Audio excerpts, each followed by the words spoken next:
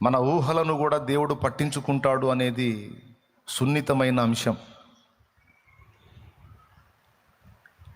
మనం దేవుని దగ్గరకు వచ్చినప్పుడు లేదా మనుషుల దగ్గరికి వెళ్ళినప్పుడు మనం ఇంత అడుగుదాం అనుకుంటాం, మనం ఇంత అడిగితే వాళ్ళు ఇంత ఇచ్చే అవకాశం ఉంది అనుకుంటాం, అవునా? అలాగే దేవుని దగ్గరికి వెళ్ళి దేవుణ్ణి అడుగుదాం అనుకుంటాం, ఇంత అడుగుదాం దేవుడు ఇంత ఇచ్చే అవకాశం ఉంది. మనుషుల్లో కొంతమంది మంచోళ్ళు ఉంటారండి, మనం అడిగిన దానికంటే ఎక్కువ సాయం చేస్తారు. మనం కూడా కకృతిగా ఎక్కువ అడగకుండా మనకు తగినంత మనం అడిగినప్పుడు వాళ్ళు కకృతిగా అడగలేదు,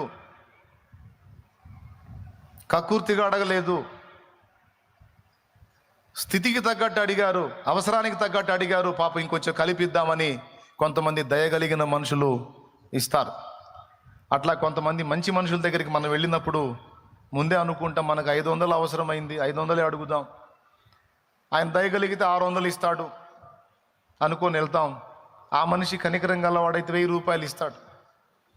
తీసుకోవా మరి 500 అంటే ఎట్లా సరిపోయింది? కానీ 500 అడుగుదాం, మంచి మనిషి కాబట్టి ఒక 100 కలిపిస్తాడు, 600 ఇస్తాడు అనుకుంటే మనం అడుగుదాం అనుకుంది ఎంత? 500. ఎంత ఇస్తాడని ఊహించాం, ఊహ ఎంత? కానీ అతను 1000 ఇచ్చాడు. సంతోషం మనకి. అంతకంటే శ్రేష్ఠుడు దేవుడు. దేవుని దగ్గరికి వెళ్ళి మనం ఇది అడుగుదాం అనుకుంటాం, ఏదో అల్పమైంది, మన ఊహలన్నీ కూడా అల్పమైన వాటి చుట్టే ఉంటాయిలే, ఏదో అల్పమైన దాన్ని అడుగుదామని దేవుని ముందు కూర్చుంటాం. ఏదో ఇది అడిగాం కదా ఇంత చేస్తాడులే అని అనుకుంటాం.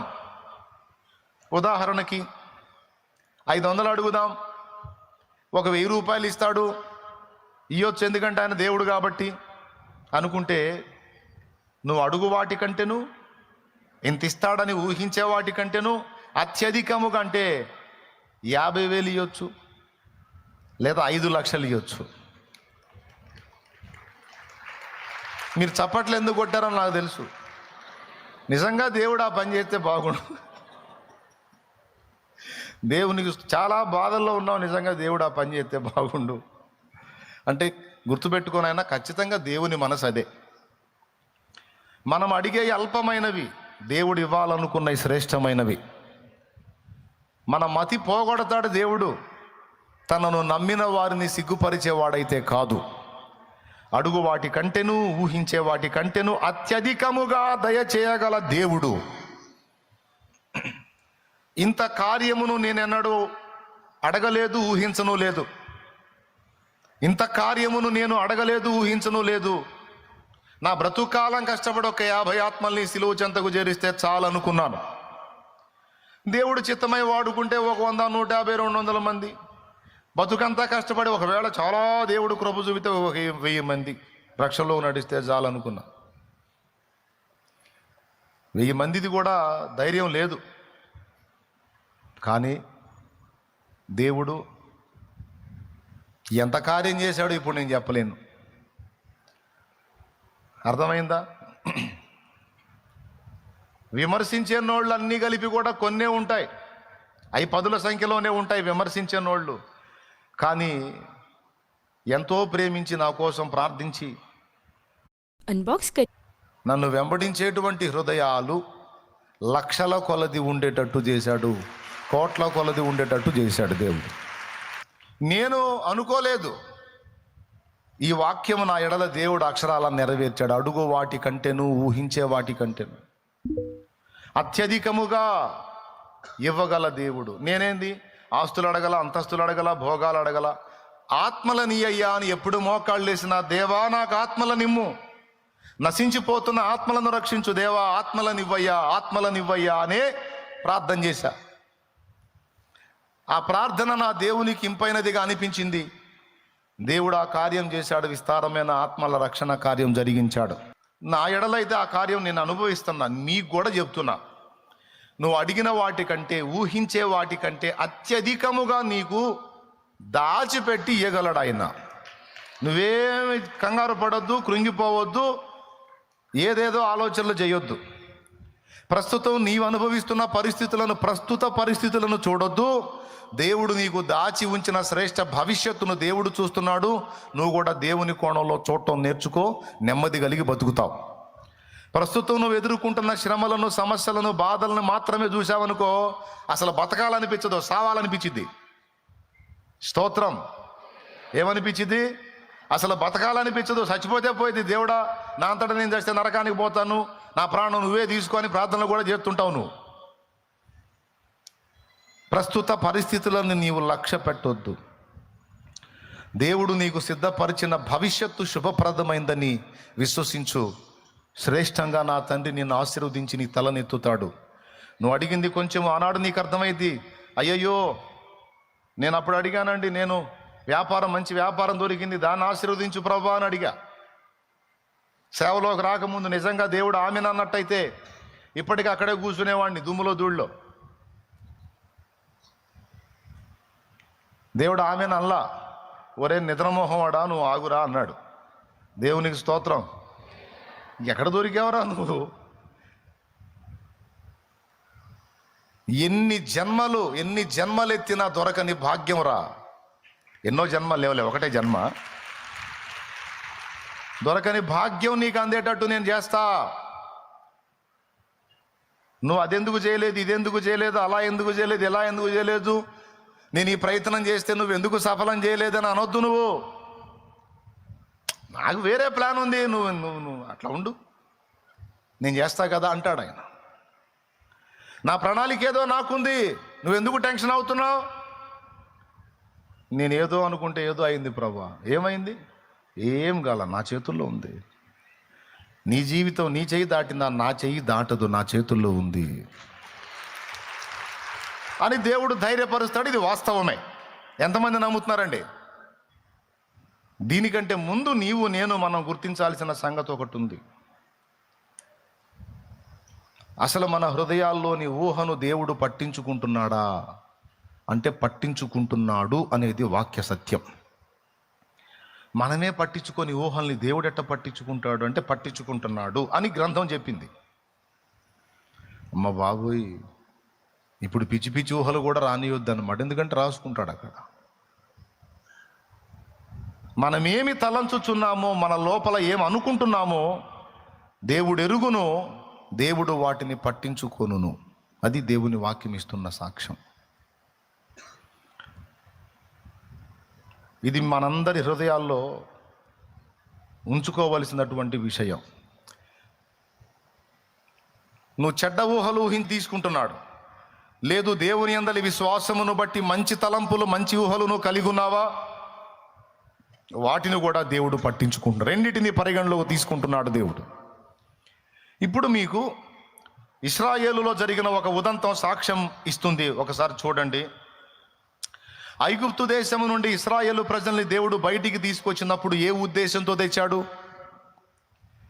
వాళ్ళని నాశనం చేయాలని తెచ్చాడా, లేకపోతే పాలు తేనెలు ప్రవహించే దేశంలోనికి వాళ్ళని తీసుకెళ్ళి వాళ్ళని ఏలికలుగా చేసి, బానిస బ్రతుకుల్లోంచి బయటికి తెచ్చి వాళ్ళని ఏలికలుగా చేసి, పాలు తేనెలు ప్రవహించే దేశంలో వారిని స్థిరపరిచి వాళ్ళను నాటి వాళ్ళక్కడ వర్ధిల్లి భూమి మీద జనములన్నిటికీ ఆశీర్వాదకరంగా మారాలని ఉద్దేశంతో బయటికి తెచ్చాడా?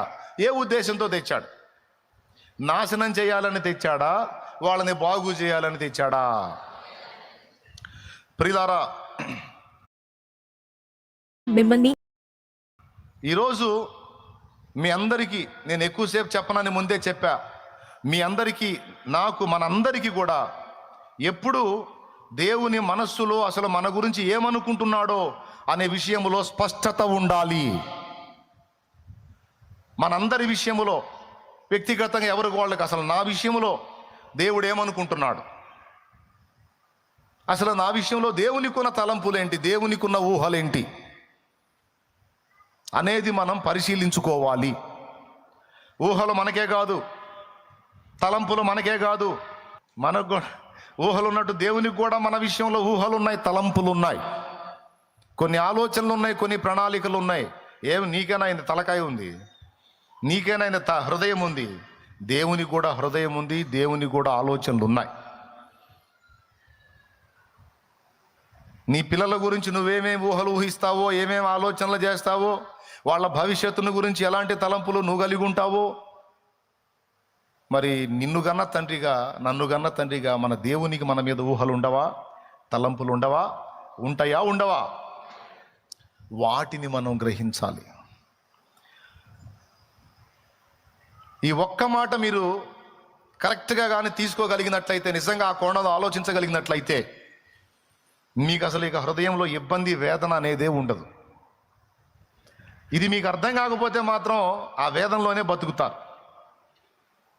మళ్ళీ ఒకసారి చెబుతా, మనందరినీ సృష్టించిన సృష్టికర్తగా, మన కోసం ప్రాణం పెట్టిన రక్షకుడుగా, సంఘముగా మనందరినీ సమకూర్చిన ప్రభువుగా, మన భూమి మీద జీవితానికి సంబంధించి, నిత్యత్వానికి సంబంధించి రెండు విషయాల్లో కూడా దేవునికి ఊహలున్నాయి, తలంపులున్నాయి. దేవుడే అంటున్నాడు, నీకే కాదురా కోరికలు, ఊహలు, తలంపులు, ఆలోచనలు నాకు కూడా ఉన్నాయి, నాకు కూడా కోరికలు ఉన్నాయి, నాకు కూడా ఇష్టాలు ఉన్నాయి, తలంపులు ఉన్నాయి, ఊహలు ఉన్నాయి అని. అవునా ప్రభువా? ఇప్పుడు ఎవరికి వాళ్ళు అడగండి దేవుణ్ణి, అసలు నా గురించి నీ ఊహలేంది దేవా? నా గురించి నీ తలంపులేంది దేవా? అసలు నా గురించి నువ్వేమనుకుంటున్నావు దేవా? నన్ను ఏం చేయాలనుకుంటున్నావు ప్రభువా అని అడగండి. ఆ కోణంలో ఆలోచించండి. అప్పుడు మీకేమర్థమైద్దో తెలుసా? దేవుడు నీ గురించి కలిగి ఉన్న ఊహలు, తలంపులు బహు గొప్పవి. బానిసలాగా నువ్వు ఉండాలని దేవుడు ఊహించుకుంటున్నాడా, కోరుకుంటున్నాడా? లేకపోతే నువ్వు ఏలిక కావాలని దేవుడు కోరుకుంటున్నాడా? అసలు నీ విషయంలో దేవుని ఊహేంది? నువ్వు బానిసగా ఉండాలనా, ఏలికగా ఉండాలనే? అందరు చెప్పాలి. రైట్. నువ్వు శాపాన్ని అనుభవించాలని దేవుడు ఊహించుకుంటున్నాడా, తలంచుచున్నాడా? లేకపోతే శాపగ్రస్తమైన అనుభవాల్లోంచి విడుదల పొంది నీవు ఆశీర్వాదంగా ఉండాలి, అనేకులకు ఆశీర్వాద కారణంగా ఉండాలని అనుకుంటున్నాడా? అసలు ఏమనుకుంటున్నాడు ఆయన? ఆశీర్వాదకరంగా శపించబడాలని, దరిద్రగొట్టు స్థితికి దిగజారాలని, శాపాన్ని అనుభవించాలని, శాపంలో బ్రతకాలని దేవుడు కోరుకుంటున్నాడా? అసలు ఎప్పుడన్నా అనుకుంటాడా? రైట్. 2. మూడవది, నువ్వు అగచాట్ల మారి బతకాలని దేవుడు కోరుకుంటాడా? లేకపోతే ఆనందకరమైన జీవితం జీవించాలని దేవుడు కోరుతున్నాడా? ఇప్పుడు ఈ కోణంలో మనం ఆలోచిస్తే ఒక్కటి కూడా నెగిటివ్ తలంపు మన విషయంలో దేవుడు కలిగి ఉన్నట్టు మనం గుర్తించలేం. నేను చెప్పిన కోణంలో దేవుని తలంపులను మనం కానీ పరిశీలించుకుంటే, ఒక్కటంటే ఒక్క విషయంలో కూడా మన విషయంలో నెగిటివ్ తలంపు దేవుడు కలిగి ఉన్నట్టు నీవు గుర్తించలేవు.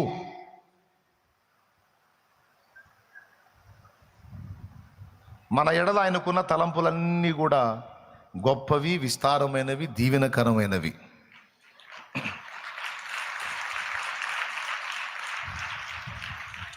అవునా?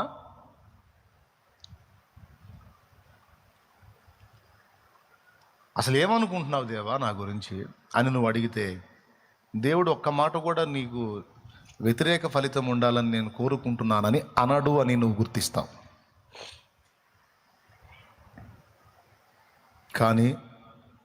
కానీ కొన్నిసార్లు మనం ఈ దైనందిన జీవితంలో మనం ప్రయాణం చేసేటప్పుడు మనకు ఎదురయ్యే షాకుల దెబ్బకి, ఎదురయ్యే పరిస్థితుల దెబ్బకి, ఒడిదుడుకుల దెబ్బకి అసలు మన గురించి దేవుడు ఏం ఊహిస్తున్నాడు అన్న ఊహలను కూడా మనం తారుమారుగా అర్థం చేసుకునే ప్రమాదం ఉంది.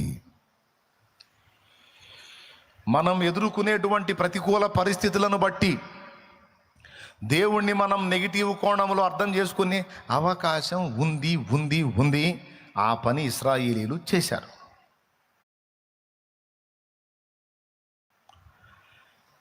కనాను దేశమును సమీపించినప్పుడు గోత్రానికి ఒకటి చొప్పున 12 గోత్రాలకు 12 మందిని స్తోత్రం చెప్పినానా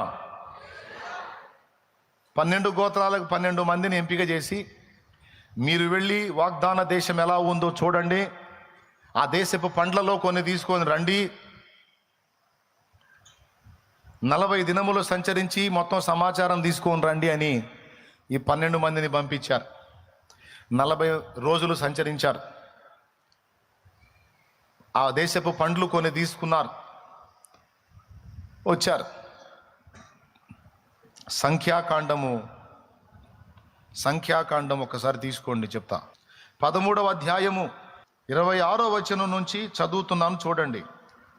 అట్లు వారు వెళ్ళి పారాను అరణ్యమందు సర్వ సమాజమునొద్దకును వచ్చి వారికిని ఆ సర్వ సమాజమునకును సమాచారము తెలియజెప్పి ఆ దేశపు పండ్లను వారికి చూపించిరి.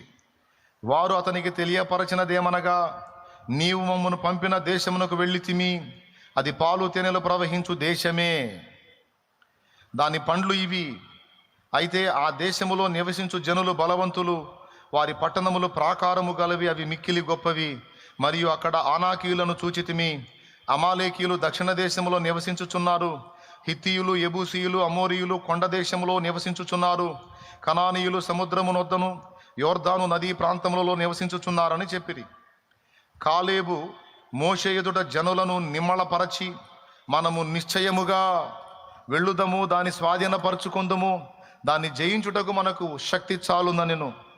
అయితే అతనితో కూడా పోయిన ఆ మనుషులు, ఆ జనులు మనకంటే బలవంతులు, మనము వారి మీదికి పోజాలమనిరి. మరియు వారు తాము సంచరించి చూచిన దేశమును గూర్చి ఇశ్రాయేలీయులతో చెడ్డ సమాచారము చెప్పి, మేము సంచరించి చూచిన దేశము తన నివాసులను భక్షించు దేశము, దానిలో మాకు కనబడిన జనులందరూ ఉన్నత దేహులు. అక్కడ నెఫీలీయుల సంబంధులైన ఆనాకు వంశపు నెఫీలీయులను చూచితిమి. మా దృష్టికి మేము మిడతల వలె ఉంటిమి, వారి దృష్టికి అట్లే ఉంటిమనిరి. బాగుంది. వెళ్ళారు, వచ్చారు, సమాచారం చెప్పారు. ఒకడన్నాడు, మనకి శక్తి చాలు, మనం పోయి కొట్టేస్తాం, దాన్ని స్వాధీనపరుచుకుంటాం. దేవుడు నిజంగా మనకు వాగ్దానం చేసిన దేశం పాలు తేనెలు ప్రవహించే దేశమే. పండ్లు చూడండి ఎంత పండ్లు ఉన్నాయో. ఒక ద్రాక్ష గెలను 2 మోయాల్సి వచ్చింది. వేళ్లతో మనం పట్టే ద్రాక్ష గెలను 2 మనుషులు దండెతో మోయాల్సి వచ్చిందంటే ఎంత సారవంతమైన భూమో, ఎంత అద్భుతమైన పంటలు పండే స్థలమో దీన్ని బట్టే మీకు అర్థం చేసుకోవచ్చు. కాబట్టి మనం వెళ్ళి దాన్ని స్వాధీనపరుచుకుందాం. దేవుడు వాగ్దానం చేశాడు కదా అని కాలేబంటే, మిగిలిన వాళ్ళు అన్నారు, లేదు లేదు, దాని మీదకి మనం పోజాలము. వాళ్ళు ఎంత పొడుగున్నారు అనుకున్న వాళ్ళు మమ్మల్ని చూస్తే మిడతల్లాగా ఉన్నాం, మేము మా దృష్టికి అంతే ఉన్నాం, వాళ్ళ దృష్టికి కూడా మిడతల్లాగా ఉన్నాం. కాబట్టి మనం వాళ్ళని జయించి దాన్ని స్వాధీనపరచుకున్నాం, ఇది పెద్ద విషయం, అయిపోయింది మన పని అన్నారు. ఎప్పుడైతే, వినండి బాగా, ఎప్పుడైతే వీళ్ళు ఈ సమాచారం చెప్పారో, ఏమండి, 10 మంది మాట్లాడితే దానికి బలం ఎక్కువ, 1-2 మాట్లాడితే బలం తక్కువ. యెహోషువ కాలేబులేమో లేదు లేదు దాన్ని మనం స్వాధీనపరచుకోగలమని అంటే, మిగిలిన 10 మంది అన్నారు, లేదు లేదు మన వల్ల కాదు, మనం బలైపోయామని మాట్లాడారు. 14వ అధ్యాయము మీరు చూడొచ్చు. అప్పుడు ఇశ్రాయేలు జనం అన్న మాటలు ఒక్కసారి మీరు చూడండి. ఒకసారి సంఖ్యాకాండము 14వ అధ్యాయము 1వ వచనం నుంచి. అప్పుడు సర్వ సమాజము ఎలుగెత్తి కేకలు వేసెను. ప్రజలు ఆ రాత్రి ఎలుగెత్తి ఏడ్చిరి. మరియు వాళ్ళు అంటున్నారు, ఇశ్రాయేలీయులందరూ మోషే అహరోనులపైన సణుగుకొందిరి. ఆ సర్వ సమాజము, అయ్యో, ఐగుప్తులో మేమేల చావలేదు, ఈ అరణ్యమందు మేమేల చావలేదు, మేము కత్తివాత పడున్నట్లు యెహోవా మమ్మును ఈ దేశంలోనికి ఏల తీసుకొని వచ్చెను. మా భార్యలు మా పిల్లలు కొల్లపోవుదురు, తిరిగి ఐగుప్తుకు వెళ్ళుట మాకు మేలు కాదా అని వారితో అనిరి. అవండి, వారు మనము ఒక నాయకుని ఒకని నియమించుకొని ఐగుప్తునకు తిరిగి వెళ్ళుదామని ఒకరితో ఒకడు చెప్పుకొనగా, ఎప్పుడైతే మనం దాన్ని స్వాధీనపరచుకోలేము, అది డేంజర్ ప్రదేశం, అక్కడ నెఫీలీ జాతి మనుషులు ఉన్నారు, ఇంత పొడుగోళ్ళు ఉన్నారు అని వీళ్ళు ఎప్పుడైతే చెప్పారో వీళ్ళ గుండెలు అవిసిపోయినాయి. ఇశ్రాయేలు సర్వ సమాజము, లక్షలాది మంది ప్రజలు ఒక్కసారిగా గగ్గోలు పెట్టారు, గొడవ చేశారు. మోషే అహరోనుల మీద సణిగారు, అంతటితో ఆగల, యెహోవా మీద కూడా సణిగారు. బాగా వినండి, దేవుడి మీద సణిగి వాళ్ళు పలికిన మాటలు దేవుణ్ణి చాలా బాధ పెట్టినాయి. అసలు దేవుడు ఏమనుకున్నాడు వాళ్ళ గురించి, కానీ వాళ్ళు ఏమనుకుంటున్నారు దేవుని ఆలోచనల గురించి. దేవుడంట వాళ్ళందరినీ ఆ దేశానికి తీసుకొచ్చి కత్తివాత చేత చంపించాలని తెచ్చాడంట. ఒకటి, వాళ్ళ భార్యల్ని శత్రువులకు అప్పగించాలని తెచ్చాడంట. వాళ్ళ పిల్లల్ని కొల్ల సొమ్ముగా బానిసలుగా ప్రజలకు అప్పగించాలని తెచ్చాడంట. మొత్తం మీద టోటల్గా వాళ్ళ ఊహ ఏంటంటే ఇప్పుడు దేవుడి గురించి వాళ్ళ దేవుడిని గురించి అంటున్న మాట, మమ్మల్ని నాశనం చేయాలని తెచ్చాడు ఈడికి అన్నారు. ఎందును బట్టి ఈ మాట అన్నారంటే, వాళ్ళు విన్నదాన్ని బట్టి, వాళ్ళు విన్న చెడ్డ సమాచారమును బట్టి, వాళ్ళు ఎదుర్కొన్న సమస్యను బట్టి, వాళ్ళు ఎదుర్కొన్న శోధనను బట్టి. నిజంగానే దేవుడు అలాగే ఊహించుకున్నాడా? అసలు దేవుని ఊహ ఏంటి? వాళ్ళు అనుకున్నది ఏంటి? ఈరోజు మనం కొన్ని సన్నివేశాలు ఎదుర్కొన్నప్పుడు, మనం కొన్ని ఇబ్బందులు ఎదుర్కొన్నప్పుడు, కొన్నిసార్లు మనకు కూడా ఇలాంటి దుష్ట తలంపులు వచ్చే అవకాశం ఉంది. ఇశ్రాయేలీయుల కంటే మనమేం గొప్ప కాదు. వాళ్ళు మనుషులే, మనం మనుషులమే. వాళ్ళు దేవుని చేత నడిపించబడ్డోళ్లే, మనం దేవుని చేత నడిపించబడుతున్నోళ్ళమే. వాళ్ళు కొన్ని ఇబ్బందుల్లో ప్రయాణం చేశారు, మనం కూడా కొన్ని ఇబ్బందుల్లో ప్రయాణం చేస్తున్నాం. ఇబ్బందులు ఎదురైనప్పుడు వాళ్ళు ఎలాగైతే గలగల మాట్లాడారో, మనం కూడా కొన్ని ప్రతికూలతలు ఎదురైనప్పుడు మనం కూడా గలగల మాట్లాడే ఛాన్స్ ఉంది. అయితే ఇక్కడ దేవుడు వాటిని పట్టించుకుంటున్నాడు అనే విషయం మనం మర్చిపోకూడదు. అంటే దేవుడు ఎలా ఫీల్ అయ్యాడంటే, అరే నిజంగా నేను అలానే అనుకున్నానా మీ విషయంలో? అసలు నేను ఏమనుకున్నానో నీకు తెలుసా? తెలిసినట్టు మాట్లాడేస్తున్నారు మీరు. అసలు ఏ ఉద్దేశంతో నేను మిమ్మల్ని బయటికి తెచ్చాను? ఇంతకాలం మిమ్మల్ని అన్ని విధాలా నేను ఎలా కాపాడుతూ వచ్చాను? ఏ ఉద్దేశం కడుపులో పెట్టుకొని ఇదంతా చేశాను? మీ బంగారు భవిష్యత్తును ఆశించి, మీరు శ్రేష్టమైన రీతిలో, ఆశీర్వదించబడిన రీతిలో, దీవెనకరమైన రీతిలో, భూలోకములోని సకల జనముల చేత కొనియాడబడే స్థితిలో మిమ్మల్ని ఉంచాలనేది కదా నా ఆశ, ఆలోచన. నేను మిమ్మల్ని ఎక్కడో ఉంచాలని ఊహించుకుంటే దరిద్రులారా, నేను మిమ్మల్ని నాశనం చేయాలని పూనుకున్నానా? మీ భార్యలను పరుల పాలు చేయాలని పూనుకున్నానా? మీ పిల్లల్ని బానిసలుగా, దోపుడు సొమ్ములాగా, కొల్ల సొమ్ములాగా అప్పగించాలని పూనుకున్నానా? ఈ దేశానికి తెచ్చి కత్తివాత మిమ్మల్ని చంపేదేముందిరా? ఒక తెగులు వదిలేనంటే సస్తారు కదా మీరు. మీకు కత్తులు కటార్లు అవసరమా? మిమ్మల్ని సావగొట్టాలనుకుంటే ఆ ఫరోగాడి బ్రెయిన్ని కొంచెం లూజ్ చేస్తే వాడే చంపుతాడు కదరా మిమ్మల్ని. అసలు ఇంత చాకిరి ఎందుకురా నాకు? అక్కడే వాడికి జస్ట్ కొంచెం బ్రెయిన్ లూజ్ చేసేవాడు అయినా అయిపోయి మిమ్మల్ని అందరినీ కాజేసేవాడు వాడు. మీ పిల్లల్ని చంపలేదా వాడు? మీ మగ పిల్లల్ని హతం చేయలేదా వాడు? పిల్లల్ని హతం చేసినాడు, పెద్దల్ని కూడా హతం చేయడానికి తిప్పటం నాకెంత పని. కానీ నేను అదే అనుకున్నానా? నేను నీ విషయంలో అనుకున్న తలంపులు వేరు, నువ్వు అనుకుంటూ నన్ను అంటున్నది వేరు. ఇది సూటిగా దేవుడు మనతో మాట్లాడుతున్న మాట. నీ విషయంలో నాకున్న ఉద్దేశము నీవు గుర్తించలేదు. నీ విషయంలో నాకున్న తలంపును నువ్వు, నాకున్న ఊహలను నువ్వు గుర్తించలేదు. నువ్వు ఏ పొద్దు కూడా నీ బుర్రకు తోచినట్టు, నీ మనసుకు తోచినట్టు నువ్వు మనుషులను అర్థం చేసుకుంటే అర్థం చేసుకున్నావు దరిద్రంగా. నన్ను ఎట్లా అర్థం చేసుకుంటావరా అట్లా? ఇది ఇక్కడ దేవుని ఫీలింగు. మీలో ఎంతమందికి అర్థమైంది? నిజంగా అర్థమై చేతులు ఎత్తారా? ఎంతమందికి అర్థమైందండి? చాలా వందనాలు.